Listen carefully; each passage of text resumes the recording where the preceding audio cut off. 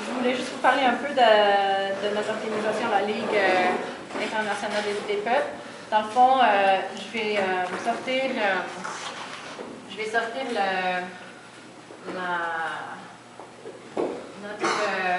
notre charte parce que c'est important de comprendre pourquoi ici au Canada, il y a déjà un groupe qui a lancé cette campagne-là. Ce groupe-là fait partie également de la Ligue, puis existe à Vancouver. Puis on va peut-être, puisque Julie n'est pas là, peut-être qu'Odesson il peut nous parler un peu. On le sait, comme j'ai mentionné tantôt, qu'il y a des groupes partout au monde qui sont identifiés comme des groupes terroristes qui ne le sont pas. Alors, c'est ça, on aimerait mettre la lumière sur à quel point on a tous à gagner à lutter contre la guerre contre le terreur. Avant, il y avait la guerre contre la drogue. Qu'est-ce qui est arrivé avec la guerre contre la drogue? On a juste eu plus de drogue. Si tu regardes avant la guerre contre la drogue, si tu regardes à l'Amérique centrale, alors Nicaragua, si tu regardes à Honduras, si tu regardes à El Salvador, si tu regardes à Mexique, avant la guerre Colombie, c'est comme le trafic de drogue a juste augmenté avec cette guerre-là. Elle n'a pas été réduite. Alors cette guerre-là a été un échec. On a mis plein de personnes, plein de jeunes en prison aux États-Unis, puis on a détruit les économies et vraiment la politique de plein de pays. Si on parle maintenant de la guerre contre le terreur maintenant. Alors, qu'est-ce qui arrive depuis qu'on a déclaré la guerre contre le terrorisme? Mais on voit de plus en plus d'attaques terroristes. Puis, c'est facile maintenant pour... avant, on entendait toujours, oui, l'armée républicaine en Irlande, eux, ils sont avec la drogue. Dans Hollywood, on voyait toujours les Irlandais. L'armée républicaine irlandaise est toujours associée avec la drogue, il y a 20 ans. Maintenant, on dit oui, c'est des terroristes maintenant dans les Hollywood. Alors c'est vraiment tout, c'est pas juste la liste terroriste qu'on vise ici. On vise aussi toute la politique antiterroriste qui est comme une façade. Je voulais juste mentionner, ici au Canada, les groupes qui sont visés particulièrement par les lois antiterreur sont les groupes autochtones. Les nations autochtones ici, qui sont en train d'affirmer leur souveraineté, sont, selon la loi 51, considérées comme une menace pour la souveraineté du Canada. Alors, si la souveraineté du Canada, elle ne peut pas exister si la souveraineté d'une nation autochtone existe. Et comment est-ce que tu peux être défini comme un terroriste? Bien, de toute façon, c'était identifié que... Est-ce que vous vous rappelez de la crise d'Oka? Quand la crise Oka est arrivée et que le militaire canadien était là, plein de réserves ont commencé à bloquer les routes. Alors, vous imaginez, le gouvernement du Canada a dit, mais ça c'est un acte terroriste, parce que vous bloquez trop la circulation des biens au Canada. Là, c'est eux les terroristes soudainement, quand c'est eux qui défendent leur terre. La définition, c'est toute personne qui menace la stabilité financière du pays peut être considérée comme terroriste. Stabilité financière. Alors, toute personne qui perturbe les pipelines, toute personne qui perturbe, qui prenne la rue, qui bloque la circulation de capital, surtout d'une façon coordonnée, peut être identifiée comme terroriste. Ça peut appliquer à plein de personnes. Et je pense que c'est vraiment, on a tous à gagner à embarquer sur cette campagne-là. Il y a beaucoup de personnes, la définition est vraiment abusive pour le gouvernement. C'est ça. Puis je vais juste vous lire la troisième, on a 17 préoccupations dans la Ligue, puis la troisième est comme ça, les droits de l'homme dans les domaines civils, politiques, économiques, sociaux et culturels, contre la violence de l'État, l'oppression nationale, l'exploitation et l'oppression de classe, l'oppression de genre, le fascisme, système de caste, racisme, fanatisme religieux, la justice et indemnisation pour les victimes d'arrestations et de détention illégales, les violations de procédures, torture, exécutions extrajudiciaires, les disparitions, les déplacements de masse et autres formes flagrantes de violation de droits humains. Alors, c'est ça qu'on voit. Tout ce qui est comme, ah oui, ça c'est la politique antiterreur, dans le fond, ce que nous identifions comme une violation de droits humains. Toi, tu m'appelles un terroriste, et moi je te dis que tu es en train de violer mes droits humains. Alors c'est un peu ça la campagne qu'on essaie de revendiquer. Puis on va parler maintenant avec... est-ce que c'est correct si Julian va d'abord puisque Julian est arrivé? C'est correct? Oui. C'est correct. Alors Julian, si tu veux juste nous raconter un peu comme tu as fait la dernière fois, just speak slowly, because I'm going to be doing the simultaneous translation.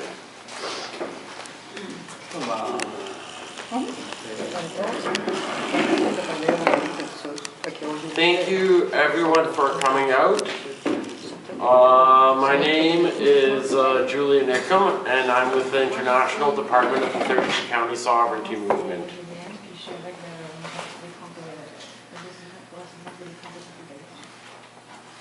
At this point in time, I am on the U.S. list, on the U.S. terrorist list, for my membership in the 32 County Sovereignty Movement, as well as my role in the International Department.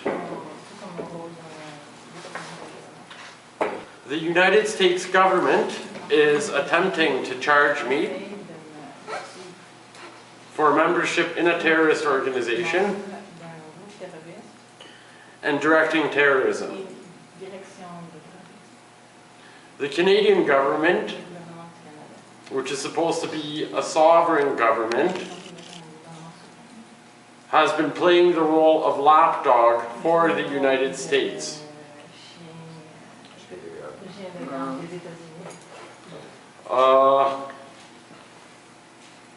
When I left Ireland in 2015, Homeland Security grabbed me and said I could not get on my flight. I said, okay, fine, give me my luggage, I'll go somewhere else. They didn't agree with my way of looking at things, so I gave them the phone number of my lawyer. They took this, they went and they photocopied the phone number of my lawyer, gave it back to me and told me I was under administrative detention. And as such, I did not have a right to a lawyer. They took my fingerprints and retinal scans and other such thing. I felt like I was in Terminator or something. They took me in a room, and usually people say that when I do something, like for example when I threw chocolate milk on Stockwell Day, or when we disrupt the Olympic torch or something, I have a trouble-making grin on my face. Apparently I had that grin on my face the whole time when they took me in this room, and they asked me what my name was, and I refused to answer their question. They asked me the color of my eyes, I refused to answer the question. They asked me my affiliation with the 32 CSM, I refused to answer the question. They asked me if I had any ties with terrorist organizations, I refused to answer the question. So I was joking the whole time, showing I'm not scared, but really inside I was shitting my pants. Because all my friends in Canada thought I was in Ireland, and all my friends in Ireland thought I was on my way back to Canada. And I was like, fuck, it would be really easy for these bastards to disappear me. After the interrogation, they ripped the pieces of paper up, and they started all over again. And we went through the same motions again, and it went on and on and on like this, until eventually I was handed over to the Irish police. The Irish police knew I wasn't going to answer them any questions, so they asked me if I had friends that would buy me a plane ticket back to Canada that does not go over US airspace. I said yes. They let me go. I called Raph, who just spoke. J'ai appelé Raph, qui vient tout juste de parler. And I asked him if he had 2,000 euros lying around. Raph bought me my plane ticket. Next time I went to Ireland, but like, my problems didn't stop there. I was invited by the MST in Brazil to go to one of their camps. When I left the country, they ran my passport. They looked horrified at the computer. They looked at me. They're like, there must be some mistake. They ran my passport again. They looked horrified at the computer. They looked horrified at me. They're like, there must be some mistake. They typed out my passport information. And then they got on the phone. And I asked them who they were calling. And they said Homeland Security. So I asked them why they were calling a foreign terrorist organization.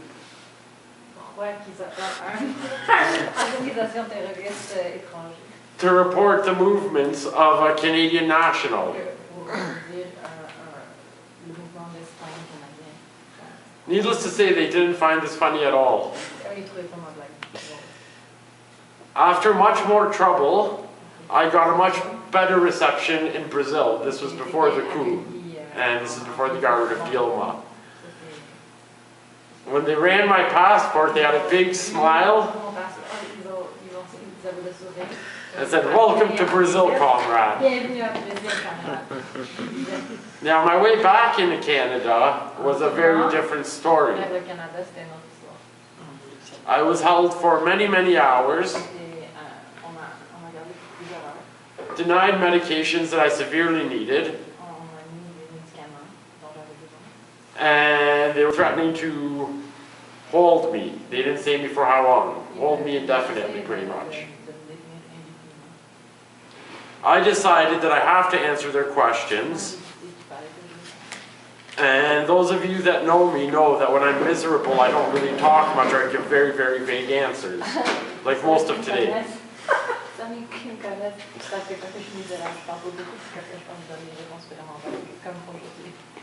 What were you doing in Brazil? I was traveling. Where did you stay? With friends. Where did these friends live? In Brazil. And so on and on and on it went. Until eventually they released me. The same thing happened when I went to Venezuela. And by the time I got to Cuba, I got very used to them running their passports. I'm like, no, it's the right person. Let's just get this done with. Call Homeland Security and let's sort this out. My last trip to Ireland, as soon as I landed, they just arrested me. Now, they didn't have any reason to arrest me, so they were all trying to figure out what to do, what to say, and how to move on. The smarter one of them, because some of them do have brains, despite the stupid looks on their face, asked me how much money I had in my pocket.